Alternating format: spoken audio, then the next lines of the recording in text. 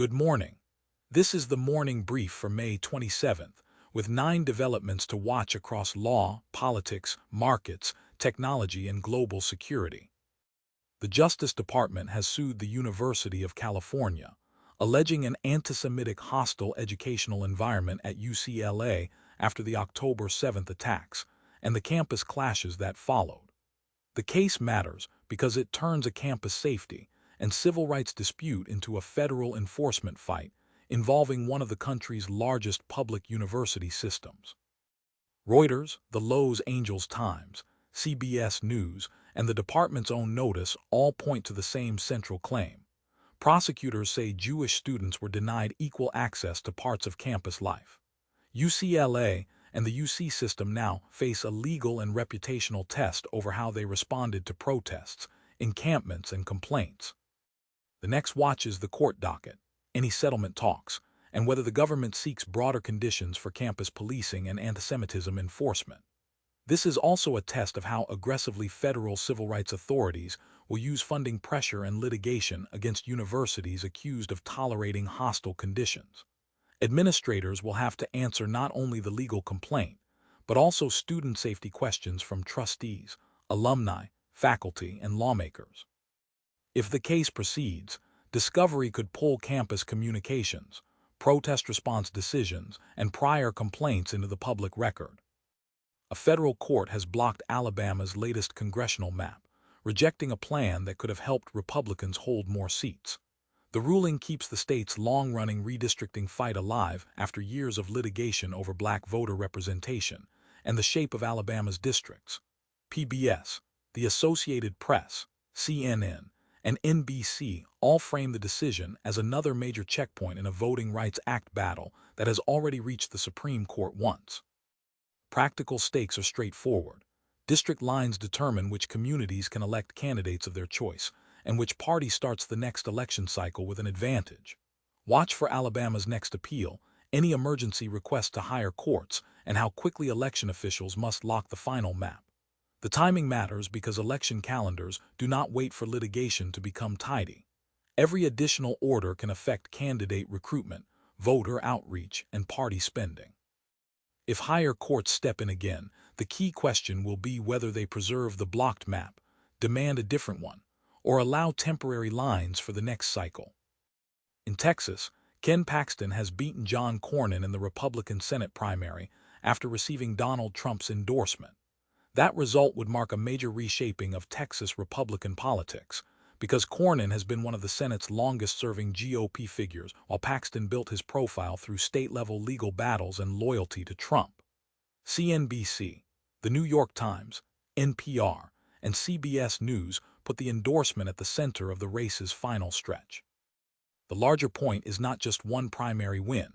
It is another measure of how much influence Trump still has over Republican voters and incumbent senators. The next watch is the general election matchup, Paxton's fundraising, and how national Republicans decide to defend the seat. For Senate Republicans, the result would raise an immediate electability question, whether a candidate strengthened by a Trump-backed primary can keep suburban, independent, and donor support in November. For Democrats, it would turn Texas into a race to test if years of demographic hope can become a real statewide threat. The early polling, outside spending, and endorsements will show whether the race becomes nationalized fast. The Supreme Court has sided with the Trump administration in a dispute over speech restrictions for immigration judges. The case sits at the intersection of federal workforce rules, immigration courts, and First Amendment claims by judges who argue they need room to speak about the system they serve. Reuters, PBS, Bloomberg Law, and regional legal coverage all describe the ruling as a win for tighter executive branch control over what immigration judges can say publicly.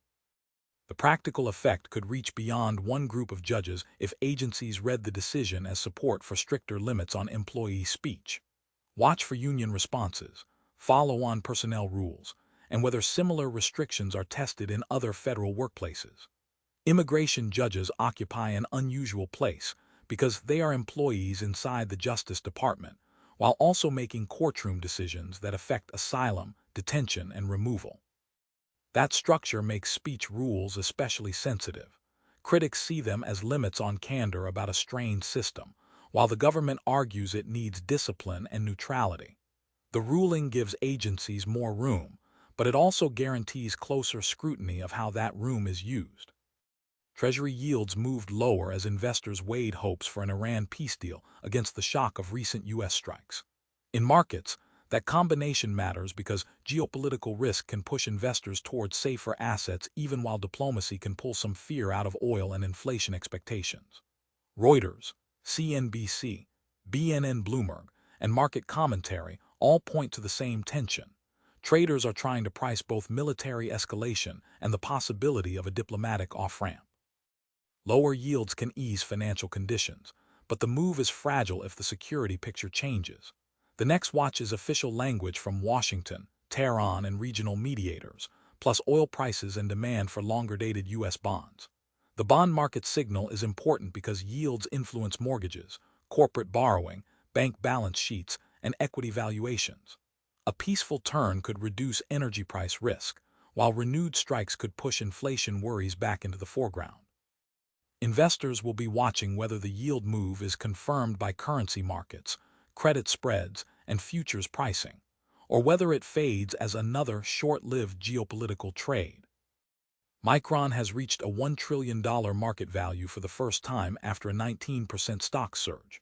The move shows how strongly investors are rewarding companies tied to artificial intelligence memory demand, data center upgrades, and high-bandwidth chips. Reuters, CNBC, Korea IT Times, and Forbes all connect the milestone to the broader semiconductor rally, but the key question is whether earnings can keep pace with that valuation. For markets, Micron is no longer just a cyclical memory name. It is being priced as part of the AI infrastructure trade. Watch guidance on pricing, supply, capital spending, and whether customers keep ordering at the pace implied by the stock move. The milestone also raises pressure on Micron to prove that memory demand is not just a temporary spike caused by customers front-loading orders. Semiconductor cycles can turn quickly when supply expands or end demand cools. Investors will be listening for whether AI server demand is broad enough to support both higher prices and heavy factory investment without creating the next glut. Ferrari shares fell after the company unveiled its first fully electric vehicle, with investors reacting cautiously to a brand built around combustion, sound, scarcity, and performance identity. CNBC, Bloomberg, The Washington Times, and The Verge all point to the same dilemma. The electric transition is unavoidable for automakers, but luxury buyers may not reward every move into battery-powered models equally. For Ferrari, the challenge is not simply making an EV. It is making one that still feels rare, emotional, and profitable. The market reaction suggests investors want proof before giving the strategy full credit. Watch reservation demand, pricing, margins, and whether Ferrari can preserve its brand premium as the rollout continues. The EV reveal also lands in a market where luxury automakers are trying to satisfy regulators without diluting the traits that justify premium pricing. Ferrari has more room than mass-market brands because it sells scarcity, but that also means every product decision carries symbolic weight. If early buyers see the car as a true Ferrari, the sell-off may fade. If they see compliance, the strategy gets harder. Israel says it has killed the new Hamas military leader in Gaza, a claim with immediate military and political stakes if independently confirmed. Reuters, The Washington Post, Al Jazeera, and CBS News all place the report inside the wider Gaza war, where leadership losses can affect command networks but do not automatically end fighting. The key question is what evidence Israel releases, how Hamas responds, and whether the strike changes hostage talks, ceasefire pressure, or battlefield tempo. For civilians in Gaza, the larger humanitarian crisis remains the urgent context around every military claim. Watch for independent verification, casualty reporting, Hamas statements, and any change in negotiations after the announcement. Leadership claims in Gaza are often contested, and the strategic effect depends on whether replacements are ready, communications are disrupted, and military pressure changes on the ground. The announcement could strengthen Israel's case that operations are degrading Hamas, but it could also complicate diplomacy if either side hardens its position. Humanitarian agencies will be watching whether any military shift opens aid access or intensifies displacement. Russia is pressuring the United States, Ukraine, and allied governments to leave Kyiv while threatening systematic strikes. NBC News, The Guardian, Saudi Gazette, and News 24 all frame the warning as an escalation signal aimed at foreign officials and diplomatic missions in Ukraine's capital. The threat matters because embassy movement, air defense alerts, and evacuation decisions can reveal how seriously governments read the risk. It also tests whether Moscow is trying to intimidate Ukraine's partners or prepare the information space for a larger strike campaign.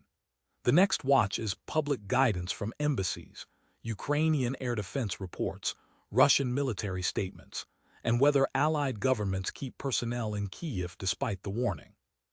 Kyiv has lived under repeated missile and drone threats, so the seriousness of this warning depends on whether it is followed by new targeting patterns or simply used as psychological pressure. Allied governments will also weigh the optics of leaving against the duty to protect staff. If embassies remain open, it signals confidence in Ukrainian defenses. If they move, it signals that the threat has crossed an operational threshold.